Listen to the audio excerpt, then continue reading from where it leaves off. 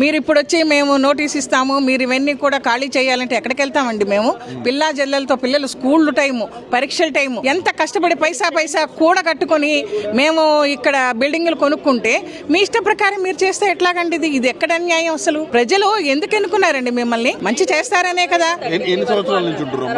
మేమా 10 సంవత్సరాల నుంచి ఉంటున్నామండి ఇక్కడ. ఎప్పుడు లేదు అసలు, ఏ ప్రభుత్వంలోనూ లేదు. ఈ ప్రభుత్వంలోనే మాకు వచ్చింది. అసలు ఏ ప్రభుత్వం కూడా మమ్మల్ని చక్కగా హ్యాపీగానే ఉంచారే. మీరేంటి ఇలా చేయటం? ఇది ఎక్కడ అన్యాయం చెప్పండి అసలు. మీరు కట్టుకోండి, మూసిని మీరు శుభ్రం చేసుకోండి, మీ ఇష్టం వచ్చినట్టు వినోద స్థలంగా చేసుకోండి. అంతేగాని మమ్మల్ని లేవదీసేసి ఇంతమంది ఫ్యామిలీలు, ఎంతండి 450 మంది ఫ్యామిలీ ఉన్నారు. ఇలా ఎక్కడికి వెళ్ళాలి మేమందరం? మాకేమైనా ఊరికనే వస్తే మేమైనా కట్టుకున్నామా? ఎంత కష్టపడి పైసా కూడబెట్టుకొని చిన్న ఉద్యోగాలు చేసేవాళ్ళం. ఎక్కడికి వెళ్తాము? ఇంత కష్టపడి కట్టుకున్నారు, ఇల్లు పోతే పరిస్థితి ఏంటి? మేము రోడ్డును పడాలండి. ఏమన్నా మమ్మల్ని ఏమైనా ఆదుకుంటాడు ఆయన? ఏమన్నా నోట్లో ఉన్న తీసేసి నోట్లో మట్టి కొడుతుంటే మేమేం చేయాలి? ఏమన్నా అర్థం ఉందా అసలు? ప్రభుత్వాన్ని పాలించే ప్రభుత్వాధికారులు ఇలా చేస్తే ఇంకా మేము ఎవరికి చెప్పుకోవాలి చెప్పండి? ఏదైనా కష్టం వస్తే ప్రభుత్వానికి చెప్పుకుంటాము. ప్రభుత్వమే ఇలా చేస్తే మేము ఇంకెవరికి చెప్తామండి? కష్టాలు తీరుస్తారనే కదా రేవంత్ రెడ్డి గారిని మేము ఓటేసి గెలిపించుకున్నాము. అలాంటి ఆయనే మాకు ఇలా చేస్తే, అన్యాయం చేస్తే ఇది ఎక్కడ న్యాయం అండి?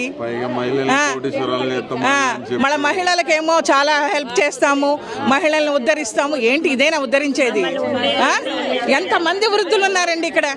అందరినీ కూడా మీరు ఇలా చేస్తే ఇది ఎక్కడ న్యాయం? ఎక్కడికి పోవాలండి? ఇంతమంది మేము ఎక్కడికి వెళ్ళాలి? దారుణంగానా? ఇది ఎక్కడ విడ్డూరం అండి. చాలా అసలు అందరికీ కూడా అసలు నిద్ర పట్టడం లేదు, స్థిమితం లేదు. పెద్దవాళ్ళకైతే అసలు పాపం చాలా ఇదిగా ఇచ్చేసుకుంటున్నారు. అయ్యో మేము ఎక్కడికి వెళ్ళిపోతామని ఒకళ్ళ కళ్ళ ఉన్న నీరు కారుస్తున్నారు. అసలు ఏమైనా న్యాయం అండి చెప్పండి? మీరు ప్రజల్ని కష్టాలు చూడాలండి. ప్రభుత్వం అంటే ఎలా ఉండాలి?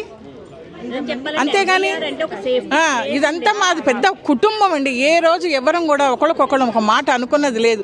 అందరూ యూనిటీగా ఉన్నాం. మేము మధు పార్క్ అంటేనే ఒక యూనిటీ అంతే. ఏమొస్తుంది ఆయనకి? ఏమొస్తుంది? ఆయన ఆలోచించుకోవాలి.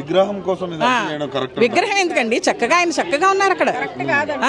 గాంధీ మహాత్ముడు అక్కడ చక్కగా ఉన్నారు. నాకు ఇది కావాలని నన్ను అడిగారా మిమ్మల్ని? మీ గొప్పల కోసం మీరు చేసుకుంటే అది ఎక్కడ న్యాయం? ప్రజల్ని హింసలు పెట్టి, ప్రజల్ని ఏడిపించి 5,000 కోట్లు ఎక్కడండి? దేనికండి?